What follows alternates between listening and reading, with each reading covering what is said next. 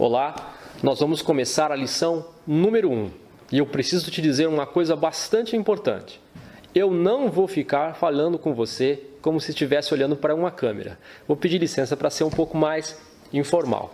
Nós vamos começar o módulo 1 e eu queria começar o módulo 1 contando uma história para vocês. Eu estava de férias com a minha família e fui abordado por um grupo de jovens. Eram algumas meninas com idade entre aproximadamente 16 e 18 anos.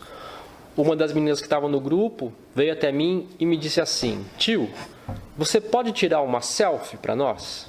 Na hora eu pensei, tirar uma selfie para nós, e fiquei sem entender. Afinal de contas, o que é uma selfie? Uma selfie é uma foto que você tira de você mesmo, e não que alguém tira para você. Mas eu sabia o que ela queria. Ela queria que eu simplesmente tirasse uma foto dela e do grupo de amigas.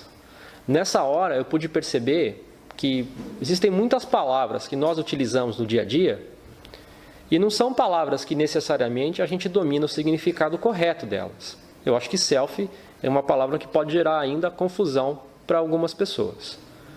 E dessa mesma forma, a palavra empreendedorismo, embora seja uma palavra muito utilizada e muito difundida, uma palavra do jargão de negócios, eu acredito que essa palavra tem sido utilizada de forma inadequada em algumas situações.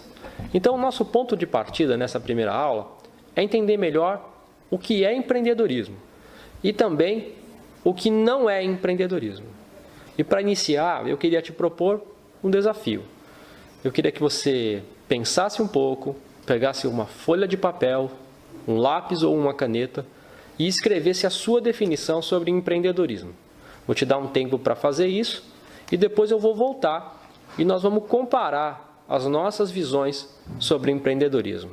Tudo bem? A gente se encontra daqui a pouco então. Muito obrigado.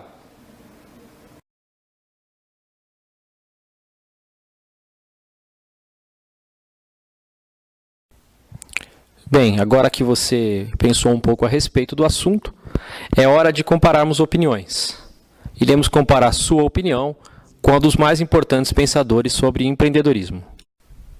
O primeiro deles é Joseph Schumpeter, um importante economista austríaco, professor da Universidade de Harvard e um dos primeiros a utilizar a expressão empreendedorismo e associá-lo ao desenvolvimento econômico.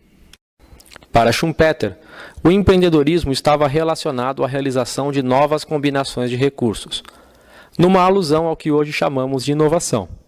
Para ele, fazer coisas novas ou fazer coisas velhas de novas maneiras eram formas de se empreender. Schumpeter ainda destacou 2 pontos importantes. O primeiro, empreendedorismo está fortemente associado ao aproveitamento de novas oportunidades de negócios. E segundo, fazer novos usos dos recursos disponíveis.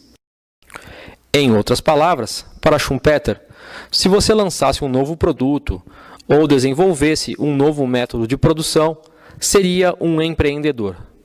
Note que a ideia de Schumpeter é associar empreendedorismo à inovação e negócios.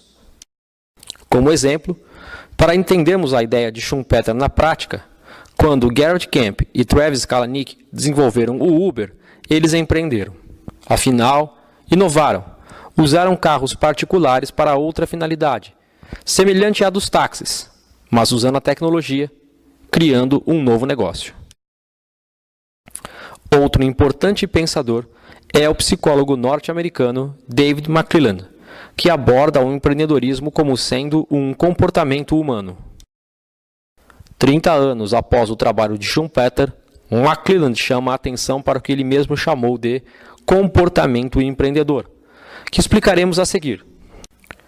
Para McClelland, os principais componentes do comportamento empreendedor são: primeiro, lidar bem com riscos, não ter medo de se arriscar e nem sair por aí se arriscando como um desvairado.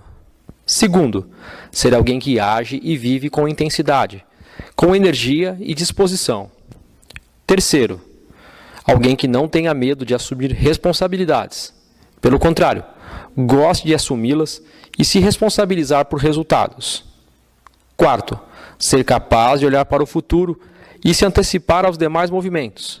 E, por fim, ter habilidades típicas do mundo dos negócios. Se me permite, gostaria de destacar outro ponto de vista interessante de McClelland. Para ele, o empreendedor não pensava apenas em seu próprio consumo, mas em expandir suas realizações para alcançar o maior número de pessoas possível. Ou seja, enquanto Albert Sabin desenvolvia a vacina contra a poliomielite, ele não pensava no uso próprio, mas no uso de outras pessoas. Hoje em dia, empreendedores na área de negócios, sem dúvida alguma, não desenvolvem produtos apenas para si. Por fim, para deixar claro que a ideia de empreendedorismo está fortemente associada ao aproveitamento de novas oportunidades e à inovação, nos voltamos para as visões de outros dois importantes pensadores, Kirchner e Drucker. Então, para concluir, empreendedorismo é a realização de novas combinações de recursos, o aproveitamento de novas oportunidades do âmbito de negócios, um comportamento humano de ir além da média das outras pessoas, desenvolver algo que seja útil para muitas pessoas. Então agora, diante de tudo o que estudamos, você seria capaz de dizer que o simples fato de uma pessoa abrir uma empresa pode ser considerado um ato de empreendedorismo? Ou será que ser empreendedor vai muito além de abrir as portas de uma empresa para funcionar? Pense sobre isso.